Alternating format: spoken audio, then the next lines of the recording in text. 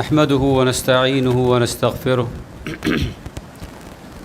ونعوذ بالله من شرور أنفسنا وسيئات أعمالنا من يهده الله فلا مضل له ومن يضلل فلا هادي له وأشهد أن لا إله إلا الله وحده لا شريك له وأشهد أن محمدًا عبده ورسوله يا أيها الناس اتقوا ربكم الذي خلقكم من نفس واحدة وخلق منها زوجها وبث منهما رجالا كثيرا ونساء واتقوا الله الذي تساءلون به والأرحام إن الله كان عليكم رقيبا يا أيها الذين آمنوا اتقوا الله وقولوا قولا سديدا يصلح لكم أعمالكم ويغفر لكم ذنوبكم ومن يطع الله ورسوله فقد فاز فوزا عظيما يا أيها الذين آمنوا اتقوا الله حق تقاته ولا تموتن إلا وأنتم مسلمون أما بعد فإن أصدق الحديث كتاب الله وخير الهدي هدي محمد عليه الصلاة والسلام وشر الأمور محدثاتها وكل محدثة بدعة وكل بدعة ضلالة وكل ضلالة في النار. எல்லாம் வல்ல ஏகரைவன் அல்லாஹு தஆலாவை போற்றி புகழ்ந்து இறுதி தூதர் நமது உயிரிலும் மேலான முஹம்மது முஸ்தபா ஸல்லல்லாஹு அலைஹி வஸல்லம் அன்னவர்கள் மீது அல்லாஹுடைய சாந்தியும் அவனுடைய சமாதானமும் என்றென்றும் நிலவட்டுமாக என்ற பிரார்த்தனையோடு அன்புள்ள சகோதரர்களே, பெரியோர்களே, வாலிபர்களே, இந்த ஹுத்பாவுடைய உரையிலே அல்லாஹ் ரப்புல் இஸ்ஸத் அவன் விரும்பக்கூடிய அழகு என்ற ஒரு தலைப்பு வழங்கப்பட்டிருக்கிறது. அதாவது உலகத்தில் மனித சமூகம் தன்னுடைய வாழ்வு அழகாக இருக்க வேண்டும், தன்னுடைய உறைவிடம் தான் பாவிக்கக்கூடிய அனைத்து விதமான அந்த உபகரணங்கள் அல்லது பொருட்கள் இவை அனைத்தும் அழகாக இருக்க வேண்டும். குறிப்பாக தன்னுடைய உடல் அமைப்பு, தன்னுடைய தோற்றம் இது அழகாக இருக்க வேண்டும் என்பதற்கு எடுக்கப்படுகின்ற முயற்சிகளை எடுத்து பார்த்தால் உலகத்தில் அதுதான் கூடுதலாக இருக்கிறது. ஏனென்றால் அதுதான் உண்மையும் கூட. அல்லாஹு தஆலா அல் குர்ஆனிலே அந்த உண்மையை பற்றி சொல்கிறான். இன்னமல் ஹயாத்து துன்யா, இந்த உலகத்துடைய வாழ்க்கை அது லஐபுன் வலஹ்வுன், வீணும் விளையாட்டும். வசீனா, இந்த ஜீனா என்ற வார்த்தை அலங்காரம், டிசைன். அப்போ உலகத்துடைய வாழ்க்கை என்பது ஒரு டிசைன், அலங்காரம் தான். இந்த அலங்காரத்துக்காக வேண்டித்தான் உலகத்துடைய வாழ்க்கை என்பதை அல்லாஹ் குர்ஆனில் சொல்கிறான். அப்படி என்றால் அதனுடைய யதார்த்தம் உண்மையாக இந்த அலங்காரத்தை தன்னுடைய வாழ்விலே உலகத்தினுடைய ஒரு முழு மூச்சாக எடுக்க வேண்டும் என்பதற்காக சொல்லப்பட்ட செய்தி அல்லது. இந்த உலகத்தினுடைய அலங்காரங்களாக அல்லாஹு தஆலா தன்னுடைய பிள்ளை செல்வங்களை குறித்து சொல்கிறான். இன்னமா அம்வாலுக்கும் வஅவுலாதுக்கும், உங்களுடைய பிள்ளைகள், உங்களுடைய சொத்துக்கள் அதுவும் ஒரு ஜீனா தான், அதுவும் உங்களுக்கு ஒரு மிகப்பெரிய ஒரு அலங்காரம் தான். ஆனால் அந்த அலங்காரம் எப்படி இருக்க வேண்டும்? இந்த அலங்காரங்களை, இந்த அழகுகளை எப்படி ஒரு மனிதன் அல்லாஹ்வுக்கு விருப்பத்துக்குரியதாக, அல்லாஹ் விரும்பக்கூடிய அழகாக மாற்ற வேண்டும் என்பதுதான் இறைவன் நம்மிடமிருந்து எதிர்பார்ப்பது. பொதுவாக இரண்டு விதமான அழகுகள் இருக்கிறது. ஒன்று உட்புறத்தில் இருக்கக்கூடிய ஒரு அழகு, இன்னும் ஒன்று வெளித்தோற்றத்தில் காணப்படுகின்ற ஒரு அழகு. இந்த இரண்டு அழகிலும், இரண்டு அழகுகளையும் அல்லாஹ் விரும்புகிறான். ஆனால் அதிலே இறைவன் எதிர்பார்க்கிறது மறைமுகமான ஒரு அழகு. நீங்கள் ஒரு ஹதீதை பார்த்திருப்பீர்கள். ரசூல் ஸல்லல்லாஹு அலைஹி வஸல்லம் அவர்கள் குறிப்பிட்டார்கள், இன்னல்லாஹ ஜமீல் யுஹிப்புல் ஜமால். நிச்சயமாக அல்லாஹ் அழகானவன், அல்லாஹ் அழகானவன், ஜமீல் யுஹிப்புல் ஜமால், அல்லாஹ் அழகை நேசிக்கிறான். இந்த ஹதீதை கொமனா பார்த்தால் ஒருவன் நல்ல உடம்ப நல்ல பாடி பில்ட் பண்ணி, சிலவங்க சொல்லுவாங்க அந்த அப்படியெல்லாம் வந்து 6 பேக் 7 பேக்கெல்லாம் சொல்லுவாங்க, அப்படி பேக்கெல்லாம் வச்சு பொடியை சும்மா பசுந்தாக்கி அவருடைய அந்த உடம்பினுடைய அந்த அழகை தோற்றத்தை கொஞ்சம் மெருகூட்டி அதற்கு என்னென்ன வகையான கிரீம்களை யூஸ் பண்ணமோ அதெல்லாம் யூஸ் பண்ணி அழகாக உடுத்துக்கொண்டு பசுந்தாக இருப்பது என்பது, இதை ஒரு மனிதன் அழகாக பார்க்கிறான். இதுதான் மனுஷன் அதாவது உலகத்தில் ஒருவன் எதிர்பார்க்கக்கூடிய அழகு. ஆனால் உண்மையிலே இந்த அழகை அல்லாஹ் சொல்லுகிறானா? ஒவ்வொருத்தரும் இப்படி தன்னுடைய உடம்பை நல்ல பொடியை நல்ல அழகாக சாப்பிட்டு நல்லா திண்டு குடித்து நல்லா கொளுத்து நல்லா அழகாக நீங்கள் பில்டப் பண்ணி கொண்டு ஜிம்முக்கு போயிட்டு இப்படியெல்லாம் செய்யுங்க என்று அந்த அழகை அல்லாஹ் விரும்புகிறான்னு சொல்கிறானா? அதே போல் எங்களுடைய பெண்கள் இன்றைக்கு அழகண்ட பெயரால் சீரழிந்து கொண்டிருக்கிறார்களே, இந்த அழகை நேசிப்பதாக அல்லாஹ் சொல்கிறானா? அல்லது உலகத்தில் நாங்கள் இன்றைக்கு அதாவது அலங்காரம் என்ற ஒரு பெயரில் ஒவ்வொன்றையும் அனுபவித்துக் கொண்டிருக்கிறோமே, இந்த அழகை அல்லாஹ் சொல்கிறானா? இதை அல்லாஹ் நேசிக்கிறேன்னு சொல்கிறானா? அப்போ உண்மை என்ன? இன்னல்லாஹ ஜமீல் யுஹிப்புல் ஜமால், அல்லாஹ் அழகானவன், அழகை நேசிக்கிறான். இன்னும் ஒரு ஹதீஸ் ஷேக் பின் பாஸ் ரஹிமஹுல்லாஹ் இடத்திலே இந்த 2 ஹதீஸ்களை வைத்து விளக்கம் கேட்கிறார்கள். இந்த 2க்கும் இடையிலே ஒரு ஜம்மு பண்ணி ஒரு விளக்கத்தை சொல்லுங்க, 2ஐ இணைத்து ஒரு விளக்கம். அல்லாஹ் அழகானவன், அழகை விரும்புகிறான் என்பது ஒரு ஹதீஸ். இன்னும் ஒரு இடத்திலே ரசூலுல்லாஹி ஸல்லல்லாஹு அலைஹி வஸல்லம் சொன்னார்கள், அதாவது அல்லாஹு தஆலா இன்னல்லாஹ லா யன்துரு இலா சுவரிக்கும் வலா இலா அஜ்சாமிக்கும் வலாக்கின் யன்துர் இலா குலூபிக்கும் வ அமாலிக்கும். அல்லாஹ்வுடைய தூதர் ஸல்லல்லாஹு அலைஹி வஸல்லம் அவர்கள் குறிப்பிட்டார்கள், அல்லாஹு தஆலா உங்களுடைய உடம்பை பார்ப்பது கிடையாது, உங்களுடைய அழகான தோற்றத்தை பார்ப்பது கிடையாது, மாறாக உங்களுடைய உள்ளத்தை அல்லாஹ் பார்க்கிறான். அப்போ இந்த மறைவில் இருக்கக்கூடிய இந்த உள்ளம், இந்த கல்ப், அதையும் உங்களுடைய செயல்பாடுகளையும் ஆமால்களையும் அதைத்தான் அல்லாஹ் பார்க்கிறான் என்று வருகின்ற இந்த 2 ஹதீதுகளை வைத்து எப்படி விளங்குவது? இங்கே மேலோட்டமாக பார்த்தா பொதுவாக அல்லாஹ் அழகை நேசிக்கிறான் வருகிறது.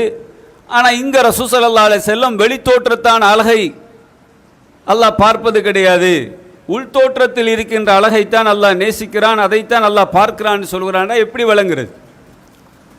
அதுக்கு அந்த அறிஞர் விளக்கம் சொல்கிறார்கள், உண்மையிலேயே இந்த 2 ஹதீஸில் முதலாவது ஹதீஸ் அல்லாஹ் அழகை விரும்புகிறான் என்றால் பொதுவாக வெளித்தோற்றம் உள்தோற்றம் இந்த 2 அழகையும் அல்லாஹ் நேசிக்கிறான்.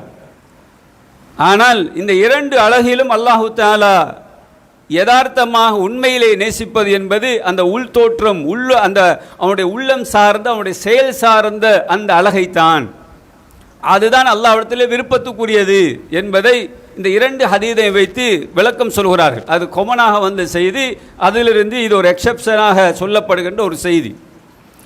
அதனால் உலகத்தில் நாங்கள் அழகாக இருக்கிறோம் என்பதும் அழகுக்காக முயற்சி செய்கிறோம் என்பது தவறும் கிடையாது. ஆனால் அந்த அழகு இறைவன் விரும்புகிற அமைப்பில் இருக்க வேண்டும். ரசூலுல்லாஹி ஸல்லல்லாஹு அலைஹி வஸல்லம் சொன்னார்கள் இல்லையா, ஒருவனுடைய சந்தோஷத்திலே உள்ளது அவனுக்கு ஒரு அழகான ஒரு பைத்துன் வாசியா, ஒரு விசாலமான ஒரு வீடு இருப்பது, ஒரு ஏறி செல்வதற்கு ஒரு அழகான வாகனம், ஒரு சாலிகான மனைவி, அழகான மனைவி அல்ல, மர்அத்துன் ஜமீலான் ரசூலுல்லாஹ் சொல்லல, மர்அத்துன் சாலிஹா, சாலிஹான ஒரு பெண். இந்த 3ம் ஒரு மனிதனுடைய அந்த ஹாப்பினஸ், அந்த சந்தோஷமான ஒரு வாழ்க்கைக்குரிய அடிப்படை என்பதை அல்லாஹ்வுடைய தூதர் சொன்னார்கள். அப்போ இதுதான் வெளித்தோற்றத்தில் ஒரு மனிதன் அவன் நேசிக்கக்கூடிய மார்க்கத்துக்கு உட்பட்ட வகையில் அவனுடைய சந்தோஷத்துக்கும் அவன் விரும்பக்கூடிய ஒரு அழகாக இருக்க வேண்டும். கண்ணியமான சகோதரர்களே, உண்மையிலே அல்லாஹ் இந்த அலங்காரங்களில் உலகத்தில் அல்லாஹ் ஒவ்வொரு அழகையும் ஒவ்வொரு விதமாக படைத்து விட்டு அவன் அந்த அழகை வைத்து என்ன சொல்கிறான் என்பதுதான் அடிப்படை. இப்போ அல்லாஹ் வானத்தை படைச்சேன் என்கிறான். வானத்தை நாங்கள் படைத்திருக்கிறோம், பூமியையும் படைத்திருக்கிறோம்.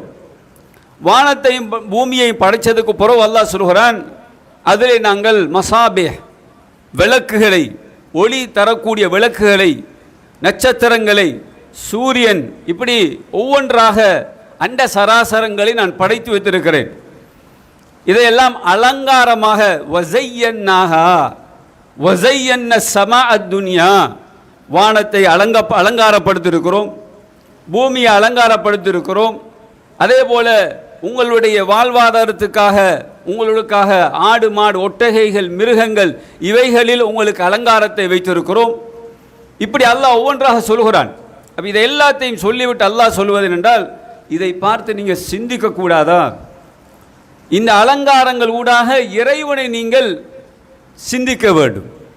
உங்களை படைத்த ரப்பை பற்றிய, உங்களை படைத்த அந்த ரப்புல் ஆலமீன் அவன் எப்படிப்பட்டவன், எப்படி சக்தி உள்ளவன் என்பதை நீங்கள் அறிந்து சிந்தித்து செயல்படுவதற்காக வேண்டித்தான் இவ்வளவு அழகான ஒரு திட்டமிடலை நாங்கள் உலகத்தில் வைத்திருக்கிறோம்.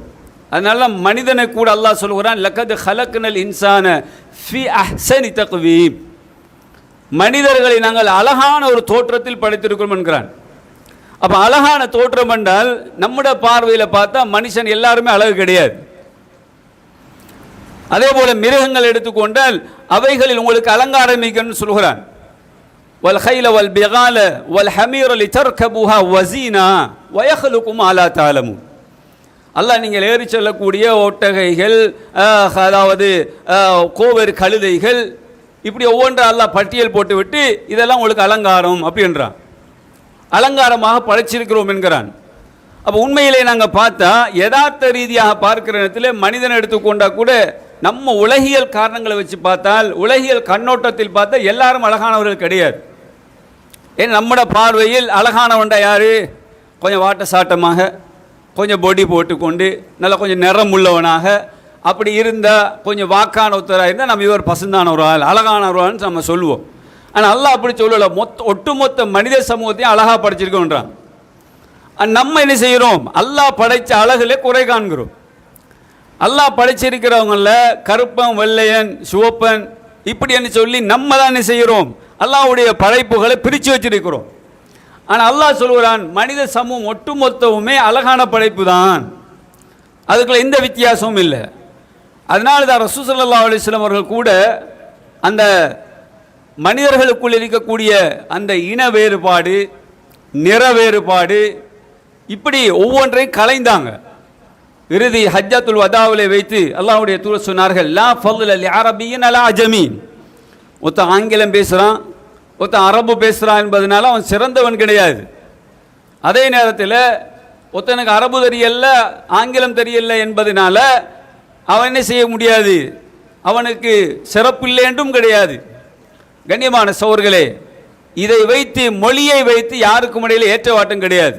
அதை சொல்லி ரசூலுல்லாஹ் சொல்றாங்க. அதே போன்றுதான் வலா அபியல் வலா அஸ்வத், அதாவது கருப்பன் வெள்ளையன் என்ற அந்த வித்தியாசம் கிடையாது. எல்லாரும் மனிதர்கள் அடிப்படையில் எல்லோரும் ஒன்றுதான். ஆகவே அழகு என்பது, நிறம் என்பது, இதை வைத்து இந்த அழகை இஸ்லாம் நமக்கு சொல்லித்தர, இதை நேசிப்பதாக கூட இஸ்லாம் சொல்லல. ஆனால் உண்மையிலே அல்லாஹு தாலா இந்த அழகுகளின் ஊடாக அல்லாஹ் எதிர்பார்க்கிற உண்மையான நேசம் என்றால், இந்த மனிதர்கள், அவனால் படைக்கப்பட்ட வானம், பூமி, அதே போன்று மிருகங்கள், இவை அனைத்தையும் ஒரு மனிதன் சிந்திக்க வேண்டும். அதன் ஊடாக படைத்த ரப்பை அவன் புரிந்து கொள்ள வேண்டும்.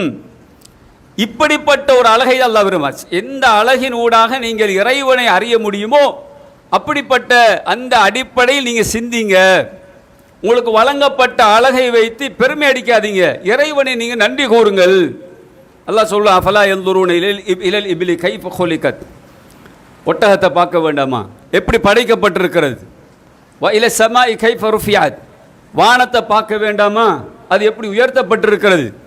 கண்ணுக்கு தெரியாத பிகைரி அமதின் தரவுனஹா, கண்ணுக்கு தெரியாத தூண்களை அல்லாஹ் வைத்திருப்பதா சொல்றான்.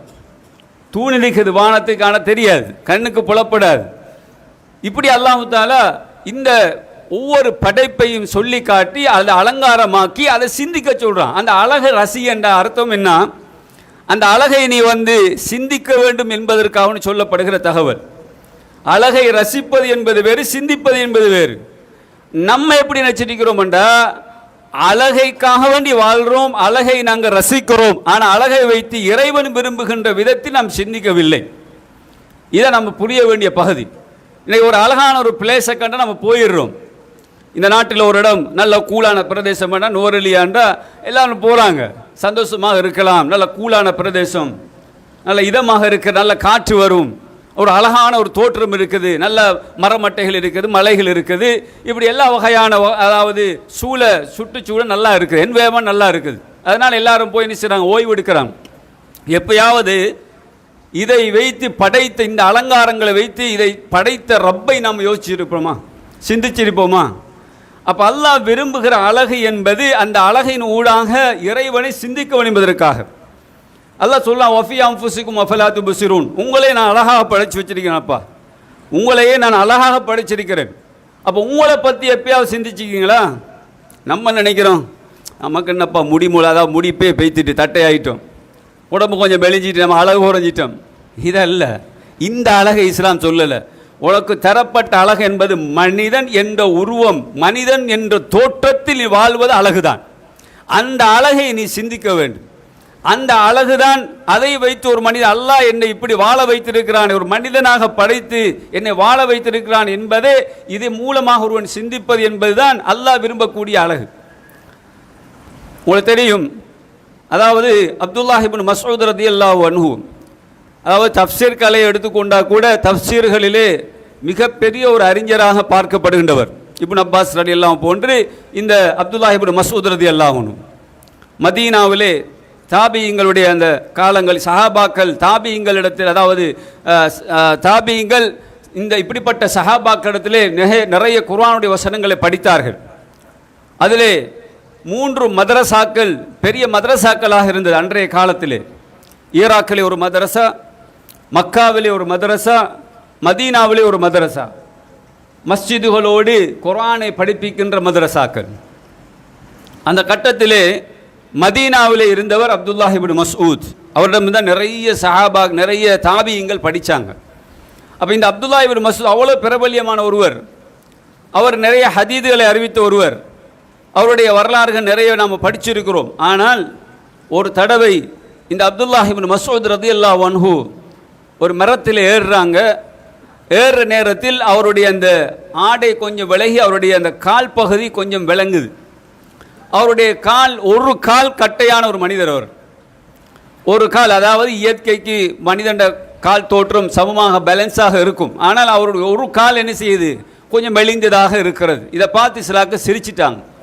அல்லாஹ்வுடைய தூதர் ஸல்லல்லாஹு அலைஹி வஸல்லம் இருக்கிறாங்க, அடைவர்ற காலை பார்த்து சிரிக்கிறாங்க. நபியல்லா ஸல்லல்லாஹு அலைஹி வஸல்லம் சொன்ன பதில் என்ன தெரியுமா? சிரிக்கிறீங்களா? அப்துல்லாஹ் இப்னு மஸ்ஊத் ரலியல்லாஹு அன்ஹு அவருடைய அந்த காலை பார்த்து நீங்கள் சிரிக்கிறீங்களான்னு கேட்டு சொல்கிறாங்க, லஹுமா அஸ்கலு ஃபில் மீசான் மின் ஜபலி உஹத். இந்த 2 காலும் மீசானிலே, உஹது மலை இருக்குது, இந்த உஹது மலையை விட இந்த 2 கால்களும் மீசானை கணிக்க செய்யக்கூடியது அப்படின்றாங்க. சுப்ஹானல்லாஹ். அப்போ அங்கே ஒரு மனிதன் தோற்றம் அல்ல விஷயம், ஒரு மனிதனிடம் இருக்கக்கூடிய அந்த பலகீனம் அல்ல அந்த சப்ஜெக்ட். அங்கே அழகு என்பது மனிதன் என்பதான அழகுதானே தவிர அந்த மனிதனுக்குள் இருக்க வேண்டிய உண்மையான அந்த ஈமானிய கூவா, ஈமான் என்ற அந்த பலம், அதை வைத்துதான் ரசூலுல்லாஹ் சொன்னார்கள், அவருடைய 2 கால்களும் மீசான் தராசிலே ஜபல் உஹதை விட மிக பாரமானதாக கணிக்க செய்யக்கூடியதாக இருக்கும் அப்படின்ட்டாங்க. கண்ணியமான சகோதரர், யோசிச்சு பாருங்க. அப்போ ஒரு மனிதனுடைய அந்த ஈமானுக்கு தான் வெயிட்டே தவிர உலகத்தில் மனிதன் என்ற நாங்கள் பார்க்கக்கூடிய ஒரு தோரணையை, ஒரு அழகுன்னு சொல்கிறோமே, இந்த அழகுக்கு எந்த வெயிட்டும் கிடையாது. அப்போ இதை நம்ம தெளிவாக புரிந்து கொள்ள வேண்டும். உலகத்திலே வாழ்கிற பொழுது நாங்கள் நம்முடைய ஈமானி அந்த உணர்வை வைத்து தான் அவன் அழகானவன், அல்லாஹ்விடத்திலே நேசத்துக்குரியவன் என்ற அடிப்படைக்குள் அவன் வருகிறான். அப்போ உண்மையிலேயே நாங்கள் ஈமான் என்ற ஒரு பலத்தால், ஈமான் என்ற அந்த உண்மையான அந்த குவா, அந்த ஈமானிய பலத்தினூடாகத்தான் ஒருவன் அல்லாஹ்விடத்திலே சிறப்பு பெறுகிறான். அதுதான் அல்லாஹ்விடத்திலே விரும்பப்படக்கூடிய அழகாகவும் இருக்கிறது. அதனால தான் ஜுலைபீப் என்ற ஒரு நபித்தோட வரலாறு நம்ம படிச்சிருக்கிறோம். அவர் சமூகத்திலே மிகப்பெரிய ஒரு ஆள் கிடையாது.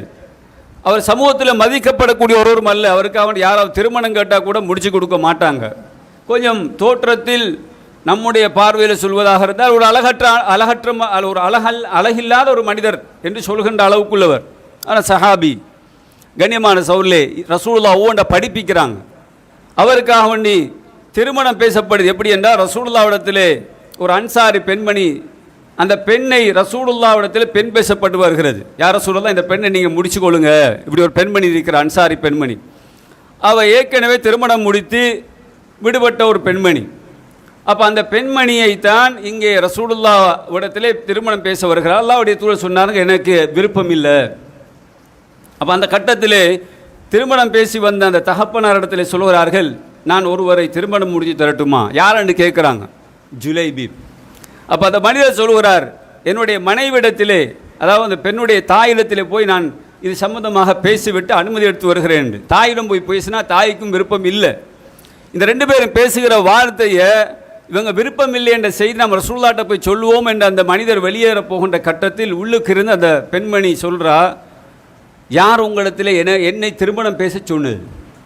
அப்போ தான் சொல்கிறார் அந்த தகப்பன், உங்களை அல்லாஹ்வுடைய தூதர் தான் இந்த மனிதருக்கு, ஜுலைபீப் என்ற மனிதருக்கு திருமணம் பேச சொன்னார்கள். அப்படியா? அல்லாஹ்வுடைய தூதர் சொன்னால் என்னை ஒரு அநியாயமான முறையில் என்னை கைவிட்டு விட மாட்டார்கள். ஆகவே நபியலாருடைய வார்த்தைக்கு நான் கட்டுப்பட வேண்டும். ஆகவே நான் இதற்கு இணங்குகிறேன், நீங்கள் போய் சொல்லுங்க. ரசூலுல்லாஹ் இடத்துல வந்து சொல்கிறாங்க. அதற்கு பின்னர் ஜுலைபீபை ரசூல் ஸல்லல்லாஹு அலைஹி வஸல்லம் அந்த பெண்ணுக்கு திருமணம் முடிச்சு வச்சாங்க. கொஞ்ச காலம் போகுது, ஒரு யுத்தம் வருகிறது. அந்த யுத்தத்திலே ஜுலைபீப் ரலியல்லாஹு அன்ஹு கலந்து கொள்கிறார்கள். அந்த யுத்தம் மிக கடுமையான முறையில் நடக்கிறது. சஹாபாக்களும் அதிலே கொல்லப்பட்டிருந்தார்கள். அல்லாஹ்வுடைய தூதர் யுத்தம் முடிந்து ஒவ்வொருத்தராக தேடுறாங்க, எங்கே அவரை காணலை என்று. சஹாபாக்கு சொல்லலாம், இன்னும் நிறையா கேட்குறீங்க, அவங்கெல்லாம் இங்கே இருக்கிறாங்க அல்லது கொலை செய்யப்பட்டிருக்கிறாங்கன்னு சொல்லிட்டு இருக்கிறாங்க. ரசூலுல்லாஹ்வுடைய உள்ளத்திலிருந்து அந்த மனிதரை பற்றித்தான், ஜுலைபீப் என்ற அந்த மனிதரைத்தான் நான் தேடுகிறேன், எங்கே ஜுலைபீப்? அதற்கு பிறகுதான் போய் தேடுறாங்க சஹாபாக்கள். தேடி போய் பார்த்தா ஒரு 7 பேரை கொலை செய்து விட்டு அவர் ஷஹீதாக மரணித்திருக்கிறார். அல்லாஹ்வுடைய தூதர் ஸல்லல்லாஹு அலைஹி வஸல்லம் அந்த ஹதீஸில் அனஸ் பின் மாலிக் ரலியல்லாஹு அன்ஹு சொல்கிறாங்க, நாங்கள் ஜுலைபீபுக்காக கபரை தோண்டினோம்.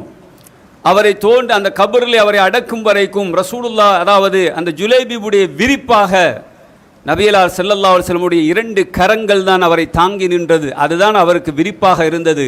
அல்லாஹ்வுடைய தூதர் ஜுலைபீபை தன்னுடைய கரங்களிலே ஏந்தி கொண்டு சொன்னார்கள், அன மின்னி வ அன மின்ஹு, நான் அவரை சார்ந்தவர், அவர் என்னை சார்ந்தவர் என்றார்கள். சுப்ஹானல்லாஹ். எதனால் சோர்களே?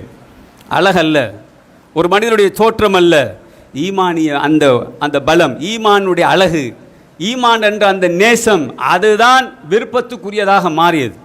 ஆகவே அழகு என்பது உலகத்தில் பார்க்கப்படுகின்ற அழகு என்பது ஒரு பகுதியாக இருந்தால், ஆனால் அதை விட ஈமானிய அழகுதான் அல்லாஹ்விடத்தில் மிக விருப்பமானது. ஒவ்வொரு மனிதர்களும் ஈமானிய பலம் உள்ளவர்களாக மாற வேண்டும்.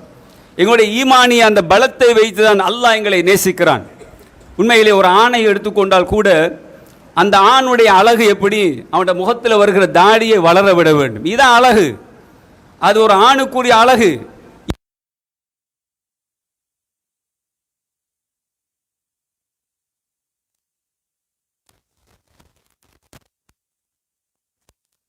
டிசைன் போட்டு விட்டு யாரோ கூத்தாடிகளையும் அதே போன்று விளையாட்டு வீரர்களுடைய அந்த ஃபேஷன்களை தன்னுடைய முகங்களிலே வைத்துக்கொண்டு நடமாடுகின்ற மனிதர்கள் இன்றைக்கு பார்க்கிறோம். அதுதான் டிசைன், அழகன் நினைக்கிறாங்க, இதான் பசங்க நினைக்கிறாங்க. கொஞ்சம் கூடுதலாக தாடி வளர்த்து, என்னப்பா கிழவன் தோற்றத்தில் இருக்கிறீங்க, உங்களோட வாலிப தோற்றத்தை இல்லாமல் போய்விட்டதே என்று தாடி வைத்தவர்களை கேலி பண்ணுகின்றவர்கள். அட தாடி வச்சுட்டேன்டா பொன் தர மாட்டான்ப்பா, நீ ஒரு வாலிபன் அல்ல, நீ ஒரு கிழவனை போல இருக்கிறா, எப்படி உனக்கு பொன் தர போறாங்க, தாடியை வெட்டு வலிச்சிடு அப்படின்னு சொல்லக்கூடிய எத்தனை அதாவது பேரண்ட்ஸை பார்க்குறோம். பிள்ளைகளுக்கு சொல்றாங்க, வாலிபர்களுக்கு. ஆனால் உண்மையிலே அல்லாஹ் விரும்புகிறது, அதாவது உண்மையான அழகு எதுன்னா தாடியோடு இருப்பது தான் ஒரு ஆணுக்கு அழகு. அந்த அழகைத்தான் அல்லாஹ் விரும்புகிறான். ரசூலுல்லாஹி ஸல்லல்லாஹு அலைஹி வஸல்லம் சொன்னார்களே, அஷ்ரும் மினல் ஃபித்ரா, இந்த இயற்கை மார்க்கையிலே 10 விஷயங்கள் இருக்கிறது. இந்த இயற்கை மரபிலே 10 விஷயம் இருக்கிறது. ஒன்று கஸ்ஸு ஷாரிப், தன்னுடைய மீசையை கத்தரிப்பது, அதாவது ஷேப் பண்ணுவதல்ல, கத்தரிப்பது, ஒட்ட நறுக்குவது, அதை நாங்கள் அதாவது ஷோர்ட் பண்ணுவது, அதே போல் ட்ரிம் பண்ணணும்னு சொல்லலாம். அப்போ அந்த மாதிரி நீங்கள் என்ன செய்யுங்க, ஷோர்ட் பண்ணிக்கோங்க. அதே நேரத்தில் வாஃபுல்லுஹா, தாடியை வளர விடுங்க, ரசூல் ஸல்லல்லாஹு அலைஹி வஸல்லம் சொல்கிறாங்க. அப்போ இது இயற்கை மரபில் உள்ளது, இதுதான் அழகு, இதை அல்லாஹ் விரும்புகிறான். ஆனால் இன்றைக்கு மனிதன் இந்த அழகை அல்ல உலகத்தில் நேசிக்கிறார்கள் என்றால், அல்லாஹ் விரும்பக்கூடிய அழகைக்கு மாற்றமாக இன்றைக்கு உலகியல் காரணங்களை வைத்து உலகத்தில் எது அழகாக பார்க்கப்படுகிறோ அதைத்தான் அழகாக பார்க்குறாங்க. அப்போ உண்மையில் நம்ம எப்படி மாறணும்? அல்லாஹ் விரும்பக்கூடிய அழகர்களாக மாற வேண்டும், அல்லாஹ் நேசிக்கக்கூடிய அழகர்களாக மாற வேண்டும். ரசூல் ஸல்லல்லாஹு அலைஹி வஸல்லம் சொன்னார்கள் இல்லையா, உன்னுடைய இந்த விரல் நகங்களை, அந்த விரல் நகங்களை கூட 40 நாட்கள் கடக்காமல் அதை நீ அதாவது அகற்றிக்கொள், அதை வெட்டிக்கொள்ளுனாங்க. அப்போ இந்த விரல் நகங்களை கூட வளர்க்கக்கூடாதுன்னு இஸ்லாம் சொல்லுவது. ஆனால் இன்றைக்கு என்ன செய்கிறான், இந்த சின்ன விரல் அப்படியே பெருசாக வளர்த்து வச்சுக்கிறான். அதுக்கு வேறையா எந்தையாவது இங்குகளை பூசிக்கொண்டு அது ஒரு ஃபேஷன். இன்றைக்கு ஆண்கள் பெண்கள் நிறைய பேரை பார்க்குறோம், நகம் வளர்க்குற ஒரு ஃபேஷனாக மாறி இருக்குது. அப்போ இது உண்மையிலேயே ஷைத்தானிய சிந்தனை தவிர அல்லாஹ் விரும்பக்கூடிய அழகு இல்லை, இது ஷைத்தான் விரும்புகின்ற அழகு. இன்னும் சிலாக்களை பார்த்தீங்கன்னா கம்பு கட்டு முடிகளை கூட வெட்ட மாட்டாங்க, அதாவது அக்குள் முடிகளை, அது அப்படியே வளர்ந்து போய் இருக்கும், தும்புக்கட்டு போல இருக்கும், அது ஒரு ஃபேஷனாக நினைக்கிறான். அது போல இன்னும் நம்முடைய சமூகத்தில் இதுகளை கூட துப்புராக்கள் இருக்கிறாங்க. ஆனால் ரசூலுல்லாஹ் சொன்னாங்க, இதான் அழகப்பா, உன்னுடைய மறைவிடத்தில் இருக்கக்கூடிய அந்த முடிகளை நீ அகற்று, உன்னுடைய அக்குள் முடிகளை அகற்று. இப்படி இஸ்லாம் இந்த பகுதியில் சொன்னது. அப்போ சுத்தம் என்ற பகுதியில் இஸ்லாம் சொன்ன அழகான இந்த அழகு முறைகள் இது. அப்போ இதை நாங்கள் பேணுறோம், வெட்டித்தான் அழகு பண்ணணும் என்பதல்ல. இன்றைக்கி விளக்கம் சொல்கிறாங்க, தாடியை நீங்கள் அழகாக வைங்கன்னா அதை வெட்டி வைங்கப்பா, பசுந்தா வெட்டி வச்சுக்கோங்க. அப்போ பசுந்துக்குரிய அலங்காரத்துக்குரிய அளவுகோல் என்ன? ஒருத்தன் சிறுசாக வெட்டி வச்சாலும் அழகாத்தான் இருக்கும், நம்ம உலக பார்வையில் பார்த்தா அழகாத்தான் இருக்கிறது. ஒரு கோடு போல போட்டு வச்சாலும் அழகாத்தான் இருக்கிறது. இதே தாடியை 4 பக்கம் இப்படி 2 கோடை போட்டு இங்கால ஒரு டிசைனை போட்டு இப்படி 2 கோடு போட்டாலும் பார்க்கறதுக்கு அழகாத்தான் இருக்கு உலக பார்வையில். ஆனால் இது அசிங்கம் அல்லாஹ்வுடைய பார்வையில். அல்லாஹ் இந்த அழகை விரும்பல. இதே போல தான் எங்களுடைய பெண்களை பொறுத்தளவில் ரசூலுல்லாஹி ஸல்லல்லாஹு அலைஹி வஸல்லம் சொன்னார்கள், நீங்கள் ஒரு பெண்ணை திருமணம் முடிக்கிற பொழுது 4 விஷயத்தை பாருங்கண்டாங்க. துன்கஹுல் மர்அத்துல் அர்பயின், ஒரு பெண் திருமணம் முடிக்கப்படுவது 4 விஷயத்துக்காக. ஒன்று வலி ஹசபிஹா, அவருடைய பரம்பரைக்காக, அவருடைய பரம்பரையை பார்த்து திருமணம் முடிங்க. எப்படிப்பட்ட பரம்பரை, நல்ல பரம்பரையான்னு பாருங்க, குடும்பம் கோத்திரத்தை பாருங்க. வலி மாலிகா, அவர் கொஞ்சம் செல்வம் உள்ள பெண்மணியான்னு பாருங்க, அதையும் பாருங்க. அப்படி இல்லையா, அதே போல அவருடைய அந்த தீனை பாருங்க, அவருடைய அந்த மார்க்கத்தை பாருங்க, அதையும் பார்த்துட்டு ரசூலுல்லாஹ் சொல்றாங்க வலி ஜமாலிஹா, அவருடைய அழகை பாருங்கன்றாங்க. இந்த நாளையும் சொல்லிட்டு ரசூலுல்லாஹ் எதை முற்படுத்துறாங்கன்றா ஃபல்ஃபர் பிதாத்தி தீன், மார்க்கம் உடையவளை கொண்டு வெற்றி பெற்றுக் கொள்ளுங்க. நீ வெற்றி பெறல் எதனால, மார்க்க தீனுள்ளவளை கொண்டு நீ வெற்றி பெற்றுக் கொள்ளுன்றாங்க. அப்போ உண்மையிலேயே இந்த அடிப்படையை பார்த்தோம்னு சொன்னால் அல்லாஹ் நம்மிடம் எதிர்பார்ப்பது தீன் என்ற ஒரு அழகுதான். வெளி தோற்றத்தில் உடம்பு தோற்றத்தை இல்லை, தோல் கொஞ்சம் வெள்ளையா இருக்குது, பார்க்கறதுக்கு நல்ல பசந்தா இருக்கிறா, அப்படி என்பது அல்ல. தீன் இருக்குதா, அவள் என்ன நிறமுடையவளாக இருந்தாலும் அவள் அழகானவள் தான், அவள் எப்படிப்பட்ட நிலையில் இருந்தாலும் அவள் அழகானவள் தான். ரசூலுல்லாஹ் சொன்னாங்களே, உங்களோட பெண்களை பொறுத்தளவில் உங்களுக்கு கிடைக்கின்ற அல் மர்அத்து சாலியா, சாலியான பெண் தான் உங்களுக்கு மிகப்பெரிய ஒரு சொத்து. அது இந்த உலகத்தில் ஹைரு மதாஇ துன்யா, இந்த உலகத்துடைய சொத்துக்களில் மிக சிறந்த சொத்து என்றால் ஒரு சாலியான பெண்ணுன்னாங்க. அழகான பெண்ணுன்னு சொல்லலை. அந்த அழகான அந்த சாலியான பெண் எப்படி இருப்பாள்ண்டா, நீ அவளை பார்த்தால் சந்தோஷப்படுத்துவாள், அவளை நீ பார்த்தால் வைதா நல்லர்த்தகா சர்ரத்து, அதாவது நீ அவளை பார்க்குற நேரத்தில் அவனோட மகிழ்ச்சியாக அவனை வாழ வச்சு கொள்வார். அப்படிப்பட்ட ஒரு பெண்மணி. நீ இல்லாத நேரத்தில் உடைய சொத்துக்களை எல்லாம் நல்ல முறையில் பாதுகாத்து கொள்வாள். நீ ஏதாவது கட்டளையாக போட்டால் கூட அதுக்கு வழிபடுவாள். இவள் தான் சாலியான பெண்மணி, அழகான பெண்மணி சொல்லல.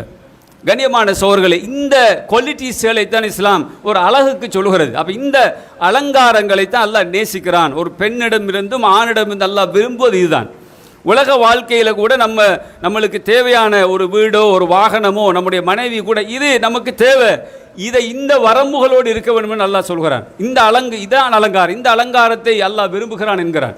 கண்ணியமான சௌர்களே, ஆகவே உலக வாழ்க்கை என்பது நம்மளுக்கு கொடுக்கப்பட்ட இந்த வாழ்க்கையில் நிறைய அலங்காரங்கள், நிறைய அழகு நம்மளை சூழ இருந்தாலும் இறைவன் விரும்புகின்ற அந்த உண்மையான அழகை நோக்கி நம்முடைய பயணம் இருக்க வேண்டும். அல்லாஹ் நேசிக்கக்கூடிய ஒன்று எதுவோ அதுதான் நமக்கு நேசத்துக்குரியதாக இருக்க வேண்டும்.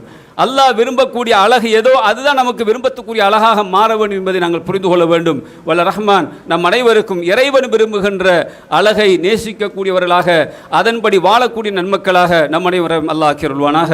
வாஹிர் தவான் அல்ஹம்துலில்லாஹி ரப்பில் ஆலமீன்.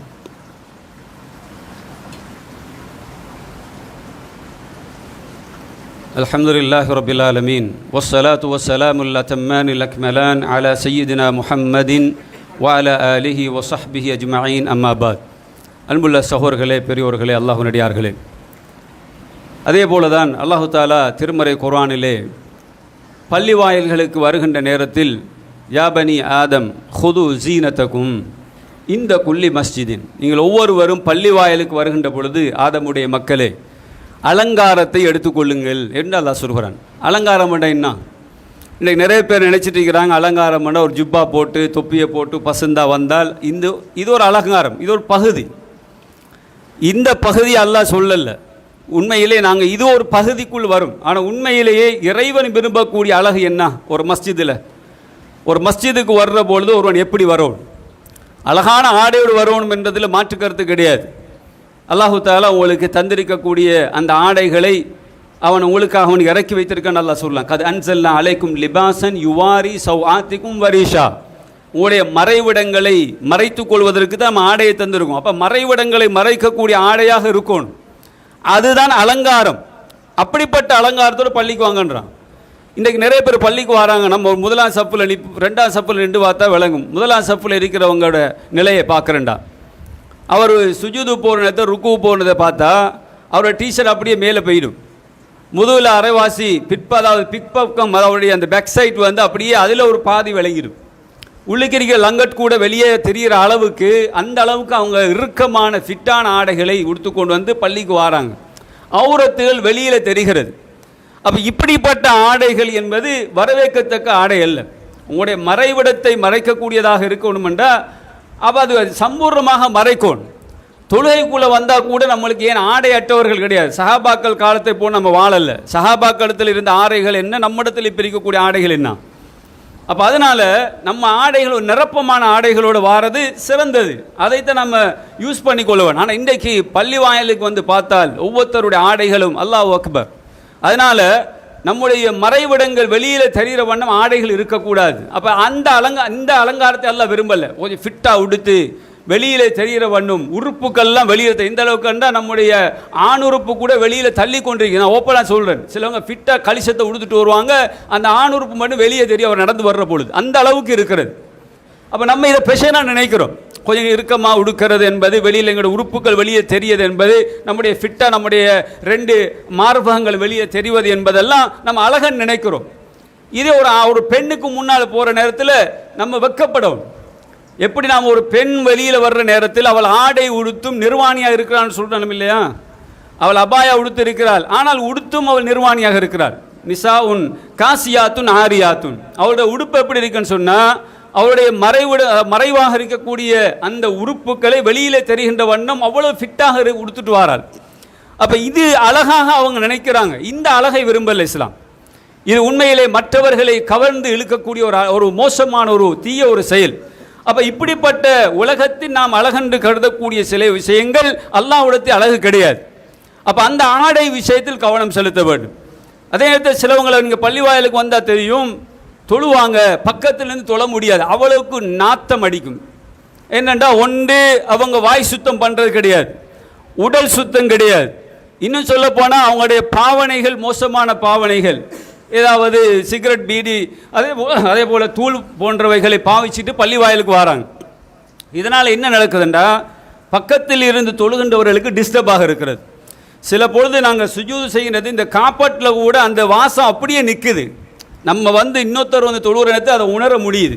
அப்போ எவ்வளோ பெரிய ஒரு டிஸ்டர்ப், மலக்குகளுக்கும் டிஸ்டர்ப், மனிதர்களுக்கும் நம்ம தொந்தரவாக இருக்கும். அப்போ பள்ளிகளுக்கு வர்ற நேரத்தை அலங்காரத்தை எடுங்கன்னு சொன்னால் அப்போ இஸ்லாம் இந்த அலங்காரத்தை சொல்லுது, நீ நாத்தத்தோடு வராத, மற்றவனுக்கு நீ டிஸ்டர்பாக வந்துடாத, உன்னுடைய ஆடைகள், உன்னுடைய அந்த உடல் உறுப்புகள் சுத்தமாக இருக்க வேண்டும். நம்ம உடம்புகளில் ஸ்மெல் வெளியாகும், வியர்வை வரக்கூடிய இயல்பு இருக்கிறது. ஆனால் அந்த வாசங்கள் வராத வண்ணம் நாங்கள் அவைகளை சுத்தமாக வச்சுக்கொள்ள பார்க்கணும். நம்முடைய உடைகளை சுத்தமாக வச்சுக்கொள்ள பார்க்க. பள்ளிக்கு வர்ற போல இதெல்லாம் கண்காணிக்கப்படும். அல்லாஹ்வுடைய மஸ்ஜிதுக்கு வரும்போது அலங்காரத்தை எடுங்கன்ற என்ன அலங்காரம்? அப்போ அது இதுதான் உண்மையான அலங்காரம். இது அடிப்படையில் எங்களுடைய வெளித்தோற்றத்தில் பள்ளி வாயிலுக்கு வருகின்ற பொழுது நாம் கவனிக்க வேண்டிய அலங்காரங்கள். கண்ணியமான சோல், ஆகவே உண்மையிலே ஒரு ஹராமான இஸ்லாத்தில் தடுக்கப்பட்ட ஒன்று தான் போதை வஸ்து. அப்போ அதை பாவிச்சுட்டு உள்ளுக்கு வருவது என்பது உண்மையிலே ஹராத்த பாவி இருக்கக்கூடிய தண்டனை கிடைக்கும். அதே நேரத்தில் பள்ளி வாயிலுக்குள் வந்து மற்றவர்களை நாங்கள் இடைஞ்சலுக்குள்ளாக்கின தண்டனை நமக்கு கிடைக்கப் போகிறது. ரசூலுல்லாஹி ஸல்லல்லாஹு அலைஹி வஸல்லம் என்ன சொன்னாங்க? வெள்ளைப்பூட்டை சாப்பிட்டு கூட நம்மளோட பள்ளி பக்கம் நெருங்காதீங்க. நாங்கள் வெள்ளைப்பூடு ஹலால், ஒனியன் வெங்காயம் ஹலால், ஆனால் அதை சாப்பிட்டா வாசம் வரும் என்பதற்காக ரசூலுல்லாஹ் பள்ளிக்கு வராங்கன்னாங்க, அதை துப்புரவு பண்ணிட்டு வாங்க என்றாங்க. ஆனால் இன்றைக்கு இந்த ஹலாலான பொருளே ரசூலுல்லாஹ் அப்படி சொல்கிறாங்கன்னா இந்த ஹராத்தை பாய்ச்சிட்டு வர முடியுமா? அப்போ ஒரு அலங்காரம் மஸ்ஜிதுக்குள்ளே நம்ம ஒரு ஜீனத்தாக வரணுமெண்டா இதெல்லாம் கவனிக்கப்படும். நம்ம ஒரு மூமின், அல்லாஹ் நேசிக்கக்கூடிய ஒரு மூமினாக இருந்தால் அல்லாஹ் விரும்பக்கூடிய அளவில் நம்முடைய அந்த அலங்காரத்தை மாற்றிக்கொள்ள வேண்டும். அதே போல் அல்லாஹ் சொல்கிறான், வலா ததுஉ மா அல்லாஹி அஹதா வ அன்னல் மசாஜித லில்லாஹ். பள்ளி வாயல்கள் என்பது அல்லாஹ்வுக்கு சொந்தமானது, அதில் அல்லாஹ்வை அன்றி வேறு யாரும் அழைக்காதீங்கன்றான். அப்போ பொதுவாக முஸ்லீம்களை பொறுத்து நாம் எப்படி நம்பணுமெண்டா பள்ளி வாயல் அலங்கரிக்கப்படணும்னா எப்படி அலங்கரிக்கப்படணும்? இபாதத்தால் அலங்கரிக்கப்படும். லைட்டை போடுறோம், அழகாக பெயிண்ட் பண்ணுறோம், பில்டிங்கை பசந்தாக கட்டுறோம், இது தேவைக்கு நம்ம செய்வது. ஆனால் உண்மையிலே மஸ்ஜிதுகள் ஊடாக அல்லாஹ் எந்த அலங்காரத்தை எதிர்பார்க்குறான்? இபாதாக்கள், அமல்கள் ஊடாக அலங்கரிக்கப்பட வேண்டும். அந்த அமல்கள் எப்படி இருக்க வேண்டும்? அல்லாஹ்வுடைய தூதர் காட்டி தந்த பிரகாரம் இருக்க வேண்டும். அல்லாஹ்வுடைய தூதரும் சொல்லாத விஷயங்களை கொண்டு பள்ளி வாயிலில் வந்து அலங்காரம் செய்யாதீங்க. அப்போ அல்லாஹ்வுடைய மஸ்ஜிதுகள் என்பது இறைவன் மாத்திரம் அழைக்கப்பட வேண்டும், அவனை அன்றி அங்கே யாரும் அழைக்கப்படக்கூடாது என்றால் பள்ளிவாயலுக்குள்ளே வந்து எப்படி நாங்கள் ராத்திபு அதே போல் இன்னும் பல அதாவது ஷிர்கான வார்த்தைகளை மௌலுதுகள் என்ற பெயரால் பள்ளிவாயலுக்குள்ளே படிப்பது, அப்போ இதெல்லாம் அல்லாஹ்வுக்கு விருப்பமற்ற செயல். அப்போ அல்லாஹ் விரும்பாத ஒரு அழகு. அப்போ இது தடுக்கப்படும். பள்ளிவாயல்களை பொறுத்தளவில் அங்கே கபர் வணக்கங்கள் நடைபெறக்கூடாது. அப்போ அப்படிப்பட்ட பள்ளிவாயலில் நம்ம தொழவும் கூடாது. கபர் வணக்கங்கள் நடக்கக்கூடிய, ஷிர்கை தூண்டக்கூடிய அல்லது ஷிர்கை வாதாடக்கூடிய, அதுவே அவருடைய வணக்கமாக மக்களுக்கு மத்தியிலே அதாவது மக்களுக்கு அதை போதிக்கக்கூடிய இப்படிப்பட்ட இடங்களாக இருந்தால் அது மஸ்ஜிது கிடையாது.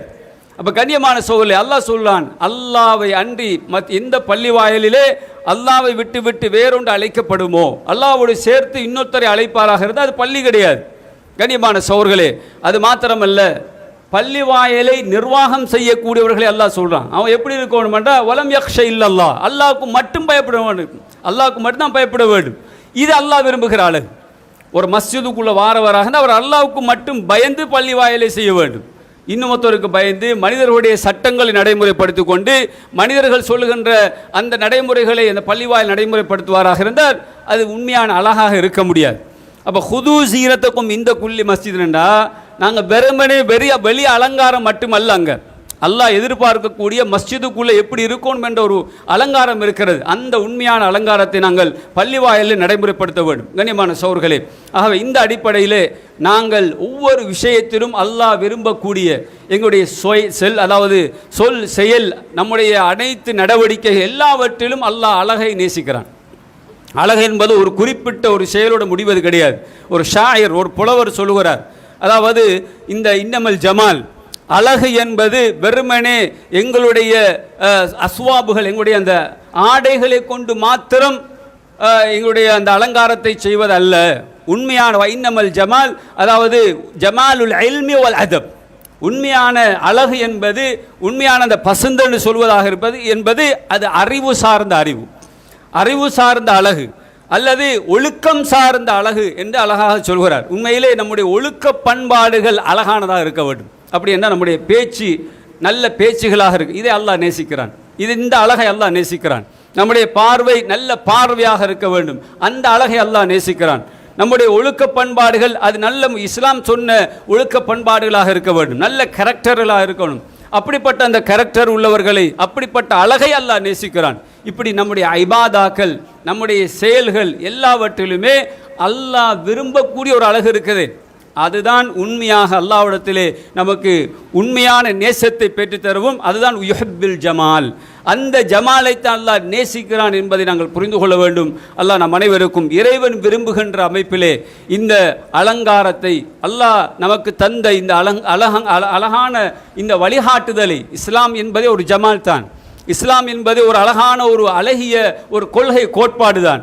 ஆகவே இதை நாங்கள் அழகான முறையில் பின்பற்றுகின்ற இறைவன் எங்களுக்கு காட்டிய முறை பிரகாரம், அவனுடைய தூதர் ஸல்லல்லாஹு அலைஹி வஸல்லம் எங்களுக்கு காட்டின அந்த வழிமுறை அடிப்படையிலே இந்த அலங்காரத்தை நாங்கள் பயன்படுத்திக் கொள்வதற்கு எனக்கும் உங்களுக்கும் அல்லாஹ் தௌஃபீக் செய்வானாக. வாஹிர் தவான் அல்ஹம்துலில்லாஹி ரப்பில் ஆலமீன். அகூலு கௌலி ஹாதா அஸ்தக்ஃபிருல்லாஹ லி வ லக்கும்.